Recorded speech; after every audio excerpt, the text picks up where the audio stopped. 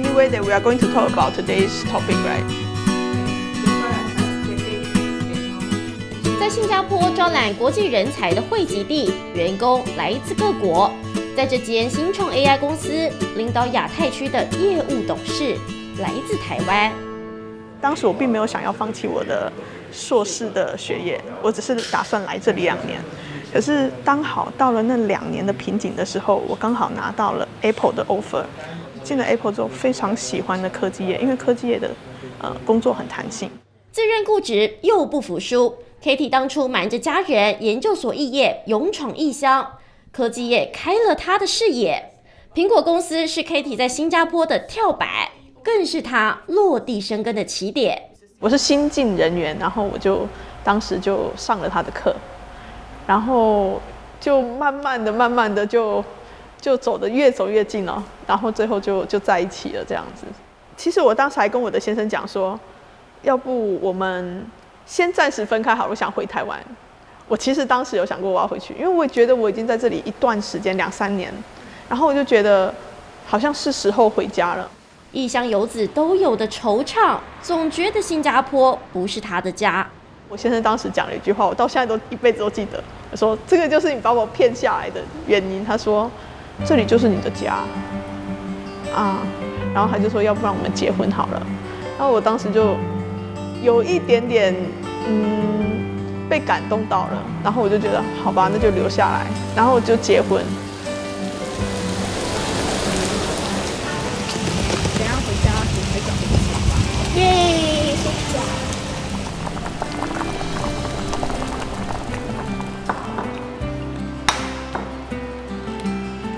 陪你吃水饺。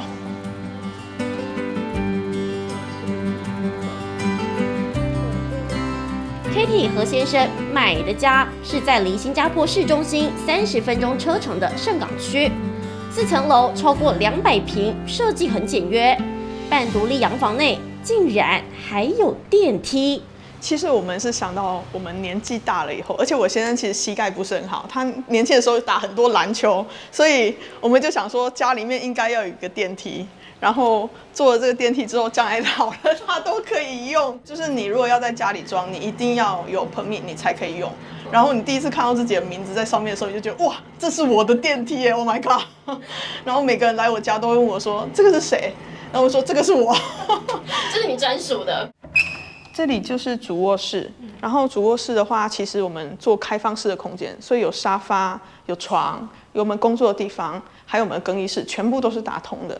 就是对比较宽敞，然后我们在最后在后面再做了一个浴室，有一个天窗的浴室。哦，所以就等于说上面直接透明看得到天空。对，所以你洗澡的时候鸟看你，你也看鸟。室内装潢全靠 Katie 和先生一手设计，但他刚来新加坡时也和一般人一样住政府组屋。台湾人的观念让他开始想在新加坡买房的可能性。以前我在台湾的时候，我爸爸就告诉过我，有土斯有财。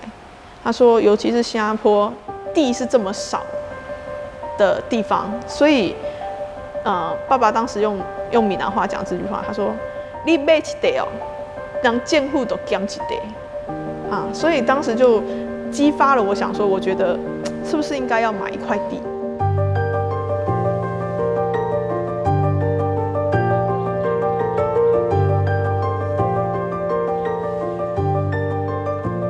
土地面积只有730平方公里，有80%的人住政府组屋，而私人住宅里不包括土地的公寓，这类非有地住宅占15%，凸显出仅有5%能拥有土地所有权的有地房屋有多稀缺。但新加坡人买房大部分习惯仅有地上权的建物使用。Katie 第一个难关要先说服新加坡籍的先生。因为你要说服他的是，怎么样让他相信房地产是会增值的，房地产将来是可以作为我们退休用的一个计划。因为我先生是一个努力存钱的人，可是但对投资这件事情，他其实是比较小心一点，他比较不敢做这件事情。毕竟新加坡人认为买得起地是金字塔顶端的专利，而台湾人觉得自有住宅才算保障。会以买房当人生目标，凸显两地的观念迥异。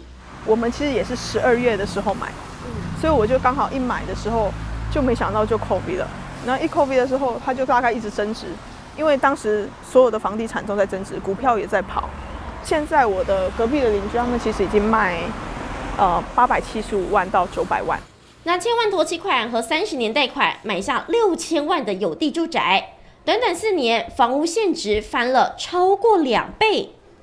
Katie 不靠家庭背景砸钱，她和一般人一样，花4年半不找房仲，跑遍各地看房，有计划的储蓄、设计自建，都是为了把支出极简化。我们其实很仔细的规划多少钱要存起来，多少钱我们可以花，所以多少钱我们是旅游基金，我们连旅游基金都算好，所以我们为了省钱，我们就又每个周末我都去图书馆，我就去拿人家做建筑师的图，然后还有去新加坡网站上面下载它的条规，所以我们其实是自己读它的条规，然后比如说侧边要放2公尺。你要隔2公尺，你的房子不可以盖满那2公尺，前面要7.5米。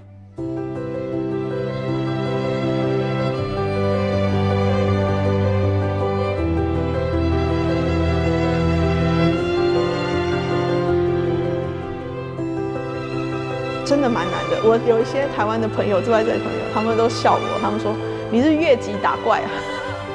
就是连我在台湾的家人听到这个房子目前的市值的时候，大概要2亿的时候，他们都会觉得，哈，哇，你是不是家里很有钱？其实没有，那个真的是完全是你从你每一笔薪水，你大概知道你的薪水怎么样规划30%要存下来，多少要做什么，每一件事情去规划出来，然后你就会得到你想要的。